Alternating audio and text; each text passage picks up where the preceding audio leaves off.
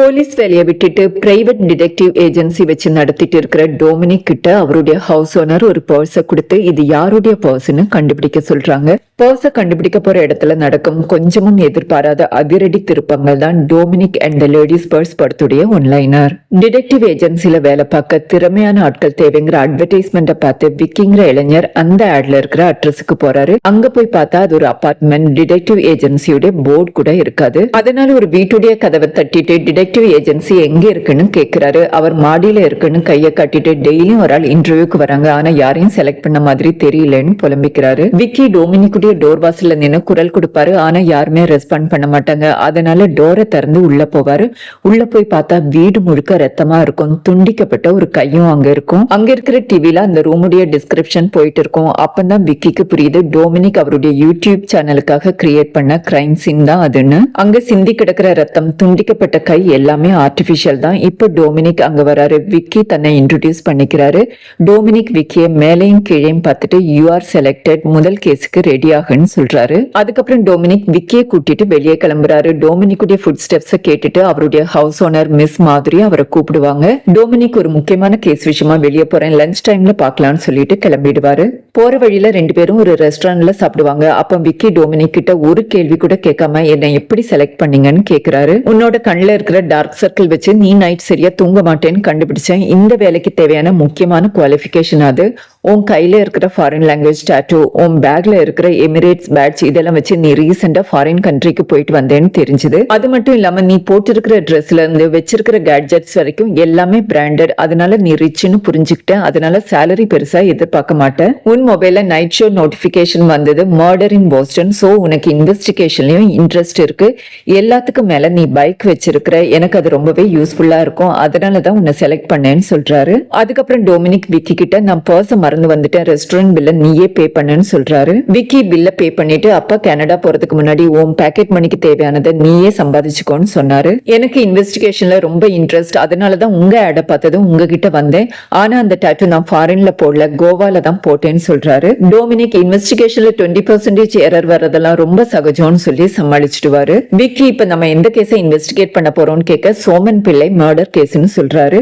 விக்கி உடனே உங்க வீட்டுல ஒரு ஆளுடைய போட்டோ சுத்தி நிறைய பொண்ணுங்க போட்டோ இருந்தது, அந்த ஆளா சீரியல் கில்லரா அந்த ஆளுன்னு கேக்குறாரு. டொமினிக் அது ஒரு மேரேஜ் இன்வெஸ்டிகேஷன், அந்த ஆளுக்கு நிறைய கேர்ள் ஃபிரெண்ட் இருந்தது, அதனால அந்த ஆளுடைய கல்யாணமும் நின்னு போச்சுன்னு சொல்றாரு. அப்போ ஒரு ஆள் கார்ல ஏறி போறத பார்த்துட்டு டொமினிக் சோமன் பிள்ளைன்னு கத்துவாரு. அதை கேட்டதும் விக்கி சோமன் பிள்ளைய தான் கொலை பண்ணிட்டதா சொன்னீங்களேன்னு கேக்குறாரு. டொமினிக் இது வரைக்கும் அவரை யாரும் கொல்லல, ஆனா கூடிய சீக்கிரம் அவருடைய வைஃப் மல்லிகா அவரை கொன்னிடுவாங்கன்னு சொல்லிட்டு சோமன் பிள்ளைய ஃபாலோ பண்ண ஆரம்பிக்கிறாரு. சோமன் பிள்ளை ஒரு லாட்ஜுக்குள்ள போய் அங்க ஒரு லேடி கூட க்ளோஸா இருப்பாரு. டொமினிக் விக்கிய ஹோட்டல் வாசல்லே நிக்க வச்சுட்டு சந்தேகப்படுற மாதிரி யாராவது வந்தா உடனே என்கிட்ட இன்ஃபார்ம் பண்ணுன்னு சொல்லிட்டு சோமன் பிள்ளை ரூமுக்குள்ள சர்வர் மாதிரி நுழையிறாரு. அங்க சோமன் பிள்ளையும் அந்த லேடியும் க்ளோஸா இருக்கிறத வீடியோ எடுக்கிறாரு. சோமன் பிள்ளை என் வைஃபோட நான் இருக்கும்போது எவ்வளவு தைரியம் இருந்தா நீ வந்து வீடியோ எடுப்பேன்னு கேக்குறாரு. டொமினிக் இந்த லேடி உங்க வைஃப் கிடையாது, ஏன்னா இந்த வீடியோவை எடுக்க சொன்னதே உங்க வைஃப் மல்லிகா தான் சொல்ல சோமன் பிள்ளை ஷாக் ஆயிடுவாரு. உங்களுக்கு எவ்வளவு பணம் வேணும்னாலும் தரேன், ஆனா இந்த வீடியோவை மட்டும் என் வைஃப்க்கு அனுப்பி கொடுக்காதீங்கன்னு கெஞ்ச ஆரம்பிப்பாரு. டொமினிக் உங்ககிட்ட பைசா வாங்கிட்டு உங்க வைஃபை நான் ஏமாத்தினா உங்களுக்கும் எனக்கும் வித்தியாசமே இல்லாம போயிடுமே சார்ன்னு சொல்லிட்டு அந்த லேடியோட ஹேண்ட்பேக்கை திறந்து அதுல இருந்து ஒரு கேமரா எடுக்கிறாரு. சோமன் பிள்ளையும் அந்த லேடியும் க்ளோஸா இருக்கிறத ஹிடன் கேமரா மூலமா ரெக்கார்ட் பண்ணிட்டு இருந்திருப்பாங்க. யூசுவலா இது மாதிரி ஆளுங்களை வளைச்சு போட்டு அவங்க கூட க்ளோஸா இருக்கும்போது வீடியோ எடுத்து பிளாக்மெயில் பண்றதுதான் அந்த லேடியோட மெயின் தொழிலே. அதுக்காக ஜெயிலுக்கு கூட போயிட்டு வந்திருக்காங்க. டொமினிக் இதை மட்டும் நான் கண்டுபிடிக்கலன்னா நாளைக்கு டெலிகிராம் சேனல்ல மல்லு அவங்களுடைய லீலைகள்னு வீடியோ லீக் ஆயிருக்கும்னு சொல்ல சோமன் பிள்ளை உங்களுக்கு எவ்வளவு பணம் வேணும்னாலும் நான் தரேன், இது மட்டும் வெளியே வராம பாத்துக்கோன்னு கெஞ்சுறாரு. டொமினிக் சோமன் பிள்ளை கிட்ட 50,000 ரூபாய் ஜிபே பண்ண சொல்லிட்டு அங்க இருக்கிற காய்கறியும் எடுத்துக்கிட்டு நேரா ஹவுஸ் ஓனர் மாதிரி வீட்டுக்கு போறாரு. மாதிரியுடைய ஹஸ்பண்ட் இறந்து போயிட்டாங்க. ஒரே ஒரு பையன் தான். 25 வருஷத்துக்கு முன்னாடி கப்பல்ல போயிட்டு இருக்கும்போது கப்பல் கவிழ்ந்து காணாம போயிட்டான். என்னைக்காவது ஒரு நாள் திரும்ப வருவாங்கிற நம்பிக்கையோட தான் மாதிரி வாழ்ந்துட்டு இருக்காங்க. மாதிரி டொமினிக் கிட்ட பைப் சரியா ஒர்க் ஆகல, என்னன்னு கொஞ்சம் பாருன்னு சொல்றாங்க. டொமினிக் நான் சர்வீஸ்ல இருந்தா இந்நேரம் டிவைஎஸ்பி ரேங்க்ல இருந்திருப்பேன், என்னதான் வாடகை தரலைங்கிறதுக்காக இது மாதிரி வேலை எல்லாம் என்ன பார்க்க சொல்லாதீங்கன்னு சொல்றாரு. அதுக்கு மாதிரி நீ வாடகை தரலனாலும் பரவாயில்ல, அட்லீஸ்ட் அந்த வீட்டையாவது சுத்தமா வச்சுக்கோங்கன்னு சொல்லுவாங்க. டாமினிக் டிடெக்டிவ் வீடுனா அப்படிதான் இருக்கும்னு சொல்லி சமாளிக்க மாதுரி, இன்னைக்கு எனக்கு ஹாஸ்பிட்டல்ல ஒரு பர்ஸ் கிடைச்சது, ஹாஸ்பிட்டல்ல யாருக்கும் அது யாருடைய பர்ஸ்ன்னு தெரியல, போலீஸ் ஸ்டேஷன்ல கொடுக்கலான்னு பார்த்தா அவங்களுக்கு இதெல்லாம் ஒரு கேஸே கிடையாது, அதனால நீ அது யாருடைய பர்ஸ்ன்னு இன்வெஸ்டிகேட் பண்ணி கண்டுபிடின்னு கேக்குறாங்க.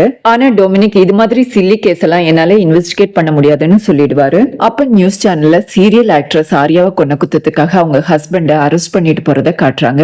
அதை பார்த்துதான் டொமினிக் கண்டிப்பா ஹஸ்பண்ட் இந்த கொலையை பண்ணிருக்க மாட்டாரு, ஒன்னு க்ளோஸ் ஃப்ரெண்ட் இல்லைன்னா பாய் ஃப்ரெண்ட் இவங்கள யாராவது தான் பண்ணிருப்பாங்கன்னு சொல்றாரு. அதே மாதிரி 2 நாள் கழிச்சு போலீஸ் ஆர்யாவை கொன்ன குத்தத்துக்காக அவங்க பாய் ஃப்ரெண்ட் சீரியல் ஆக்டரை அரெஸ்ட் பண்ணிடுவாங்க. இந்த நியூஸை பார்த்ததும் மாதிரி டாமினிக் கிட்ட, உனக்கு தான் இவ்வளவு திறமை இருக்குல்ல, அந்த பர்ஸ் யாருதுன்னு கண்டுபிடி, அதுல ஒரு செயினும் கொஞ்சம் பணமும் இருக்கு, ஒருவேளை ஏழைங்களுதா கூட இருக்கலாம், அவங்க கிட்ட கொடுத்தா அவங்களுக்கு உபயோகமா இருக்கும்னு சொல்றாங்க. டாமினிக், என்னால இந்த பர்ஸ் யாரோடதுன்னு கண்டுபிடிக்க முடியும், ஆனா நான் கண்டுபிடிக்க மாட்டேன், ஒருவேளை நான் அவங்களை கண்டுபிடிச்சு இந்த பர்ஸை ஹேண்ட் ஓவர் பண்ணா எனக்கு ஃபீஸ் தருவாங்கன்னு என்ன நிச்சயம்னு கேக்குறாரு. மாதிரி, நீ எனக்கு 4 மாசம் வாடகை பாக்கி வச்சிருக்கிற, இந்த பர்ஸுடைய ஓனரை மட்டும் கண்டுபிடிச்சிட்டேன்னா அந்த வாடகை பாக்கியை தர வேண்டாம்னு சொன்னதும் டாமினிக்கு கேஸ்ல இன்ட்ரெஸ்ட் வந்து அந்த பர்ஸை கொடுங்கன்னு கேக்குறாரு. மாதிரி, அந்த பர்ஸ்ல கொஞ்சம் பணம் இருக்கு, அதை மட்டும் எடுத்துடாதேன்னு சொல்லிட்டு பர்ஸை ஹேண்ட் ஓவர் பண்றாங்க. டொமினிக் பர்ஸை செக் பண்ணி பாக்குறாரு. அதுல செயின் பணம் போக துண்டு துண்டா கிழிக்கப்பட்ட பேங்க் ஸ்டேட்மெண்ட்டும் ஒரு மெமரி கார்டும் இருக்கும். மெமரி கார்டுல பாஸ்வேர்ட் போட்டு வச்சிருக்கிறதுனால அதை ஓபன் பண்ண முடியாது. விக்கி துண்டு துண்டா இருக்கிற அந்த பேங்க் பேப்பரை செக் பண்ணி பார்த்துட்டு அது HDBI பேங்குடைய அக்கௌண்ட் பேப்பர், அதுல லோன் நம்பர் மட்டும்தான் கண்டுபிடிக்க முடியுது, மீதி எந்த டீடைல்ஸும் தெரியலன்னு சொல்றாரு. டொமினிக் HDBI பேங்க் மேனேஜர் ஒரு பொண்ணு கூட க்ளோஸா இருக்கிற மாதிரி ஒரு வீடியோவை எப்பவோ எடுத்து வச்சிருந்திருப்பாரு. அந்த வீடியோவை பேங்க் மேனேஜருக்கு அனுப்பி கொடுத்துட்டு என்ன ஞாபகம் இருக்கான்னு கேட்க அவர் திருப்பிக்கிட்டு, நான் இப்ப உங்களுக்கு என்ன பண்ணணும்னு கேக்குறாரு. உடனே டொமினிக் அந்த லோன் அக்கௌண்ட் நம்பரை அவருக்கு அனுப்பி கொடுத்துட்டு அந்த அக்கௌண்ட் ஹோல்டர் டீடைல்ஸ் வேணும்னு சொல்றாரு.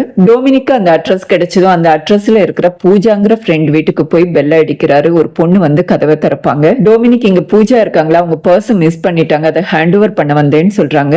அந்த பொண்ணு, பூஜா 4 நாளா மிஸ்ஸிங், 10ஆம் தேதியில இருந்து காணும், அவங்க அம்மா பாலக்காடுல இருந்து வந்து கம்ப்ளைண்ட் கொடுத்துட்டு போயிருக்கிறதா சொல்றாங்க.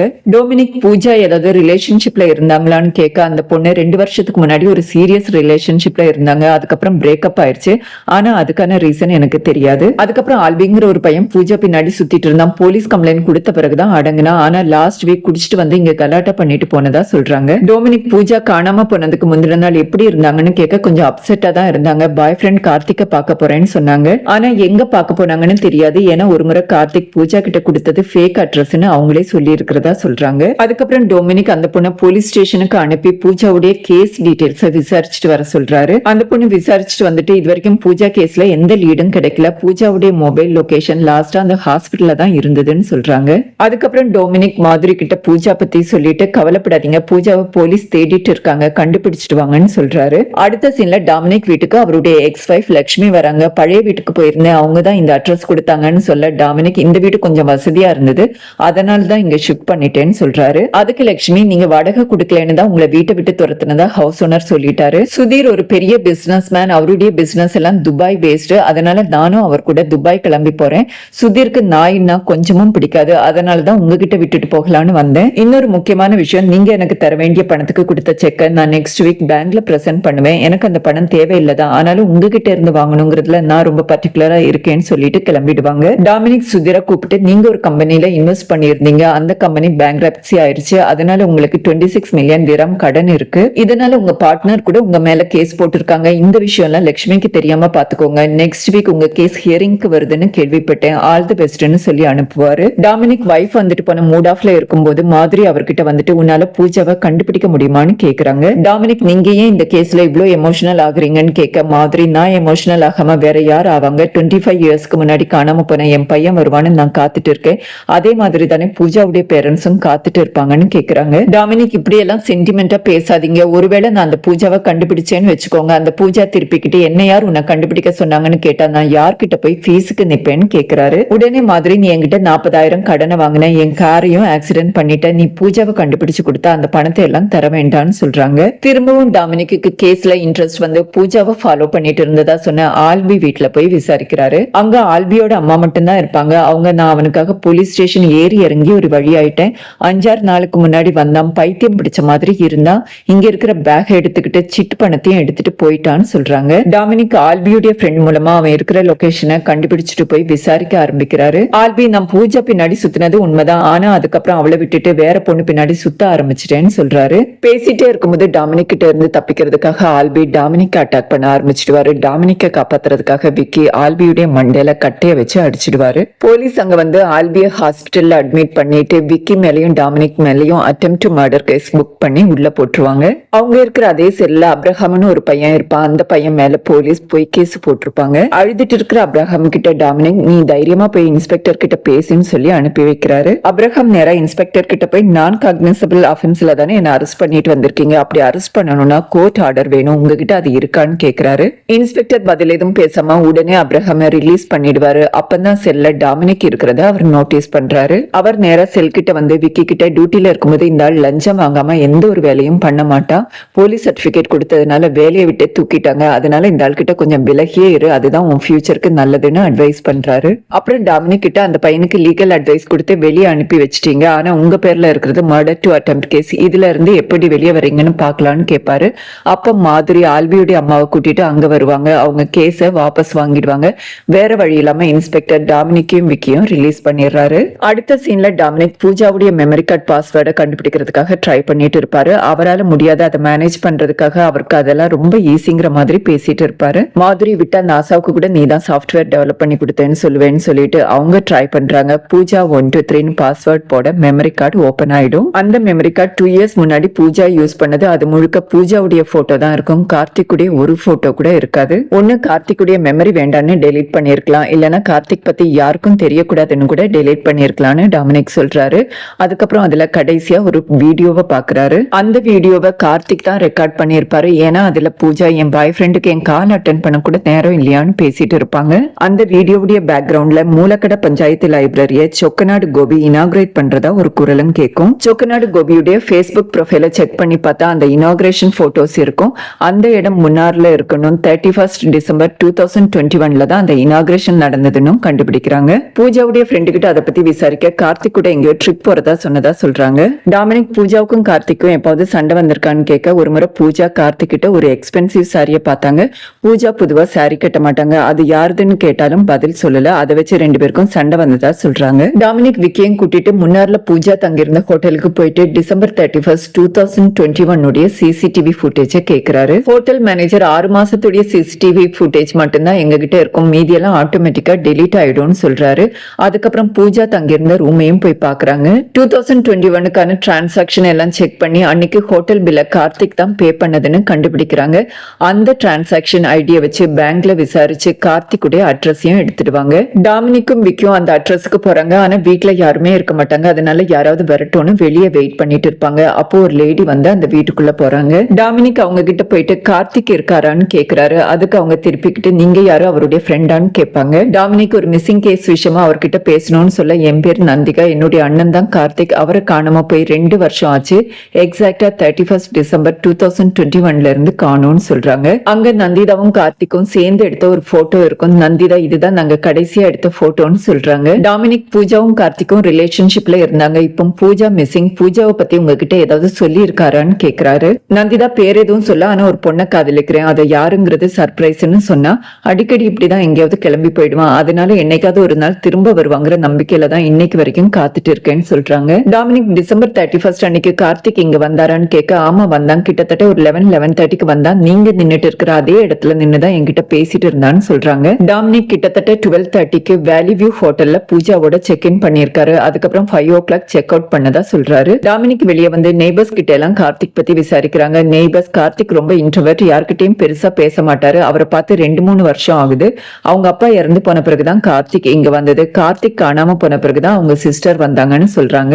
அதுக்கப்புறம் டாமினிக் கார்த்திக் மிஸ்ஸிங் கம்ப்ளைண்ட் கொடுத்த ஸ்டேஷனுக்கு நந்திதா கூட போறாங்க. ஸ்டேஷன் இன்ஸ்பெக்டர் நீங்க அடிக்கடி இங்க வரணுங்கிற அவசியமே இல்ல, ஏதாவது தகவல் கிடைச்சா நாங்களே சொல்லி அனுப்புறோம்னு சொல்றாங்க. டாமினிக்கும் நந்திதாவும் அங்க இருந்து கிளம்பும் போது அங்க இருக்கிற போலீஸுங்க இந்த பொண்ணு இருக்க அழகாயிட்டே போறாளேன்னு பேசிக்கிறத டாமினிக் நோட்டீஸ் பண்றாரு. நந்திதா டாமினிக் கிட்ட எனக்கு ஒரு டான்ஸ் ப்ரோக்ராம் ப்ரோக்ராம் இருக்கு, உடனே போகணும்னு சொல்றாங்க. டாமினிக் எனக்கு டான்ஸ் ரொம்ப பிடிக்கும், நானும் வந்து பாக்குறேன்னு சொல்வாரு. விக்கி எனக்கும் டான்ஸ் பிடிக்கும், நானும் கூட வரவான்னு கேட்க, ஒரு நாய் மிஸ்ஸிங், நீ முதல்ல போய் அதை கண்டுபிடின்னு சொல்லி விக்கியை அனுப்பி வச்சுட்டு அவர் நந்திகா கூட டான்ஸ் ப்ரோக்ராமுக்கு போறாரு. நந்திதா ரொம்ப அழகா டான்ஸ் ஆடுவாங்க. டான்ஸ் ப்ரோக்ராம் முடிஞ்சதும் நந்திதாவையும் அவங்க ஃப்ரெண்டையும் டிராப் பண்றதுக்காக டாமினிக் கார்ல கூட்டிட்டு வருவாரு. அப்ப 2 பேர் பைக்ல வந்து காருக்கு குறுக்க பைக்கை நிறுத்திடுவாங்க. நந்திதா கார்த்திக் அவங்க கிட்ட கொஞ்சம் பணம் வாங்கியிருந்தா, என்னால முடிஞ்ச அளவுக்கு கொஞ்சம் கொஞ்சமா ரிட்டர்ன் பண்ணிட்டு இருக்கேன், 2 மாசமா என்னால எதுவும் கொடுக்க முடியல, அதனால அடிக்கடி தொல்லை பண்ணிட்டு இருக்கிறதா சொல்றாங்க. நந்திதாவுடைய ஃப்ரெண்ட் அவங்க பணத்தை விட நந்திதா மேலதான் குறியா இருக்கிறதா சொல்றாங்க. உடனே டாமினிக் கார்ல இருந்து இறங்கிட்டு அவங்க கிட்ட போறாரு. டாமினிக் அந்த 2 பாவம் பிடிச்ச பொண்ணுங்களை தொல்லை பண்ணாதீங்க, உங்களுக்கு அவங்க என்ன பணம் தரணுமோ அதை நான் தரேன்னு சொல்றாரு. உடனே அந்த ஆள் 18,76,000 எடுத்து வச்சுட்டு போனா போதும்னு சொல்ல, அதை கேட்டு டாமினிக் ஷாக் ஆயிடுவாரு. எனக்கு இருக்கிற கடனை விட 4 மடங்கு ஜாஸ்தியா இருக்கு, நான் சொன்னதை வாபஸ் வாங்கிக்கிறேன், என்னால இந்த பணத்தை திருப்பி தர முடியாதுன்னு சொல்வாரு. உடனே அந்த ஆள் அப்படின்னா நீ இந்த பைக்கை தள்ளிட்டு போ, நான் அவளை தள்ளிட்டு போறேன்னு சொல்ல, டாமினிக் அவங்களை அடிச்சு போட்டுட்டு கார் எடுத்துட்டு கிளம்பிடுவாரு. டாமினிக் நந்திதாவை வீட்டுல டிராப் பண்ணிட்டு, எனக்கு கார்த்திக் பத்தி இன்னும் கொஞ்சம் இன்ஃபர்மேஷன் வேணும், நீங்க இப்பவே சொல்லிட்டீங்கன்னா நான் கிளம்பி கொச்சினுக்கு போயிடுவேன், இல்லைன்னா இதுக்காக ஒரு ரூம் போட்டு தங்க வேண்டி இருக்கும், மினிமம் பட்ஜெட்ல தான் நாங்க இந்த கேஸை இன்வெஸ்டிகேட் பண்ணிட்டு இருக்கோம்னு சொல்றாரு. நந்திதா கேளுங்கன்னு சொல்ல, டாமினிக் உங்க ஃபேமிலிக்கும் டிராமாவுக்கும் என்ன கனெக்ஷன் கேக்குறாரு. நந்திதா உங்க ஃபேமிலிய பத்தி சொல்ல ஆரம்பிக்கிறாங்க. நந்திதாவுடைய அப்பா மலையாளி, அம்மா தமிழ். நந்திதாவுடைய அப்பா டிராமா ஆர்டிஸ்ட், அம்மா ஒரு நல்ல டான்சர், 2 பேருமே ஒரே ட்ரூப்ல தான் ஒர்க் பண்ணிட்டு இருந்தாங்க. கார்த்திக்கு அப்பா மாதிரியே டிராமாவில இன்ட்ரெஸ்ட், எனக்கு அம்மா மாதிரி டான்ஸ்ல இன்ட்ரெஸ்ட். அப்பாவும் அம்மாவும் சின்ன வயசுல இறந்து போயிட்டாங்க. எனக்கு 14 இயர்ஸ்ல ஒரு மேஜர் ஹார்ட் ப்ராப்ளம் வந்துச்சு, டான்ஸ் போயிட்டு ஒரு ஸ்டெப் கூட எடுத்து வைக்க முடியல. ட்ரீட்மெண்ட்டுக்காக கார்த்திக் ரொம்ப கஷ்டப்பட்டான், ஒரு மேஜர் சர்ஜரி பண்ண வேண்டி இருந்தது. அதுக்கப்புறம் கார்த்திக் கிளம்பி இங்க வந்துட்டான். நான் டான்ஸ் கத்துக்கிறதுக்காக கொல்கத்தா போனேன், இதுதான் என் கதை, உங்க கதையை சொல்லுங்கன்னு கேக்குறாங்க. டாமினிக் நான் படிச்சு முடிச்சது நிறைய வேலை கிடைச்சது, இருந்தாலும் எனக்கு போலீஸ் டிபார்ட்மெண்ட்ல சேரணும்னு தான் ஆசை, அதுக்கான டெஸ்ட் எல்லாம் பாஸ் பண்ணிட்டு, ஆனா அப்பதான் எனக்கு கலர் பிளைண்ட்னஸ் இருக்கிறது தெரிய வந்தது. ரொம்ப பிடிச்ச வேலைங்கிறதுனால ஃபேக் சர்டிபிகேட் கொடுத்து வேலையில சேர்ந்துட்டேன். ஆனா ஒரு முக்கியமான கேஸ்ல காருடைய கலரை மாத்தி சொல்லிட்டேன், எனக்கு கலர் பிளைண்ட்னஸ் இருக்கிறத கண்டுபிடிச்சிட்டாங்க, அதனால வேலையை விட்டு தூக்கிட்டாங்க. வேலை போனதும் என் வைஃபும் என்னை விட்டுட்டு போயிட்டதா சொல்றாரு. டாமினிக் அடுத்ததா கார்த்திக் ஒர்க் பண்ண பிரகாஷ் அசோசியேட்டுக்கு போய் விசாரிக்கிறாரு. கார்த்திக் அங்க 2 இயர்ஸ் ஒர்க் பண்ணாரு, பக்கத்துல ஒரு ரெண்டட் அபார்ட்மெண்ட்ல தான் தங்கி இருந்ததா சொல்றாங்க. அதுக்கப்புறம் கார்த்திக்குடைய பாஸ மீட் பண்றாரு. அவர் பணம் கொடுத்து கேஸ நடத்த முடியாதவங்களுக்கு தேவையான லீகல் ஹெல்ப் எல்லாம் பண்ற கம்பெனி தான் இது. கார்த்திக் இங்க ஆபரேஷன் மேனேஜரா இருந்தாரு, ரொம்ப சின்சியர், கிளைண்ட் மேல அவருக்கு ரொம்ப அக்கறை, எனக்கு ஒரு பிரதர் மாதிரின்னு சொல்றாரு. அங்க இருக்கிற இன்னொரு எம்ப்ளாயி கார்த்திக் ஆப்போசிஷன் பார்ட்டி கிட்ட இருந்து அடிக்கடி மிரட்டல் வரும், காணாம போறதுக்கு முன்னாடி கூட ரொம்ப டிஸ்டர்ப்டா இருந்ததா சொல்றாரு. அவர் பேச பிரகாஷ் அங்கிருந்து பேச வேண்டாங்கிற மாதிரி சிக்னல் காட்டிட்டு இருப்பாரு. அடுத்ததா கார்த்திக் தங்கியிருந்த அபார்ட்மெண்ட்டுக்கு போய் நெய்பரை விசாரிக்கிறாரு. அவர் கார்த்திக் பெருசா யார்கிட்டயும் பழக மாட்டாரு, மார்னிங் வாக் போகும்போது தான் நான் அவரை பார்ப்பேன், அவருக்கு மியூசிக்ல இன்ட்ரெஸ்ட் ஜாஸ்தி, எப்பவும் அவர் வீட்டுல இருந்து பரதநாட்டியம் மியூசிக் கேட்டுக்கிட்டே இருக்கும். கார்த்திக் காணாம போன ஒரு சில வாரத்துக்கு முன்னாடி ஒரு பொண்ணு அடிக்கடி வந்துட்டு போனா, 31 டிசம்பர் அன்னைக்கு கார்த்திக்க பார்த்தேன், ஃபர்ஸ்ட் அன்னைக்கு அந்த பொண்ணு பெட்டியோட தனியா கிளம்பி போனதா சொல்றாரு. டாமினிக் நந்திதாவுக்கு போன் பண்ணி கார்த்திக் தங்கியிருந்த அந்த வீட்டுக்கு போயிருக்கீங்களான்னு கேக்குறாரு. நந்திதா அந்த வீட்டுக்கு போனதில்ல, ஆனா அந்த வீட்டை பத்தி தெரியும், ஏன்னா ரெண்ட் பெண்டிங் இருக்குன்னு ஹவுஸ் ஓனர் தகராறு பண்ணதா சொல்றாங்க. டாமினிக் விக்கி கிட்ட நெய்பர் சொன்ன அந்த பொண்ணு என்ன ரொம்ப டிஸ்டர்ப் பண்ணதுன்னு சொல்றாரு. அதுக்கு விக்கி அந்த பொண்ணு இன்னொரு கேர்ள் ஃபிரெண்டா இருக்கலாம், புடவை கூட அந்த பொண்ணுக்கு வாங்கினதா இருக்கலாம்னு சொல்றாரு. கார்த்திக்குடைய கொலீக் கார்த்திக் டீல் பண்ணிட்டு இருந்த கேசஸ்ல ஆப்போசிஷன் பார்ட்டி கிட்ட இருந்து மிரட்டல் வந்ததுனால கார்த்திக் கடைசியா டீல் பண்ண கேஸ் டீடைல்ஸ கேட்டு வாங்குறாரு. விசாரிச்சதுல கார்த்திக் டோனி, சஞ்சு, இப்ராஹிமுக்கு அகேன்ஸ்டான கேஸ தான் டீல் பண்ணிட்டு இருந்ததா தெரிய வருது. டாமினிக் விக்கி கிட்ட நீ இந்த 3 பேரையும் க்ளோஸா வாட்ச் பண்ணு, அவங்க கண்ணில் படுற மாதிரி கார்த்திக் மிஸ்ஸிங்னு போஸ்டர் அடிச்சு ஒட்டி அவங்க ரியாக்ஷன் எப்படி இருக்குன்னு நோட்டீஸ் பண்ணு, நான் நாகர்கோவில் போய் கார்த்திக் ஃபேமிலி பத்தி விசாரிச்சுட்டு வரேன்னு சொல்றாரு. டாமினிக் நாகர்கோயில்ல அந்த டிராமா கம்பெனி இருக்கிற இடத்துக்கு போறாரு. அங்க இருக்கிற ஒரு ஆள் டிராமா கம்பெனியை க்ளோஸ் பண்ணிட்டாங்க, அதுடைய ஓனர் சந்திரசேகருடைய வைஃப் இறந்துட்டாங்க.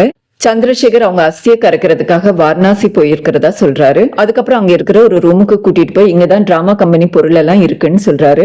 டாமினிக் அங்க தேடி பார்த்து ஒரு ஆல்பத்தை எடுக்கிறாரு. அதுக்கப்புறம் அவருடைய நம்பரை அந்த ஆள்கிட்ட எழுதி கொடுத்துட்டு சந்திரசேகர் வந்தா எனக்கு கால் பண்ண சொல்லுங்கன்னு சொல்லிட்டு கிளம்பிடுவாரு. விக்கி டாமினிக் கிட்ட சஞ்சய்க்கு கார்த்திக்குடைய போஸ்டரை பார்த்தா எந்த ரியாக்ஷனும் இல்ல, அவருக்கு அடையாளமே தெரியலன்னு நினைக்கிறேன். இப்ராஹிம் கார்த்திகை அடையாளம் கண்டுபிடிச்சாரு, ஆனா பெருசா எந்த ரியாக்ஷனும் இல்ல, இனி மிச்சம் இருக்கிறது டோனி மட்டும்தான் சொல்றாரு.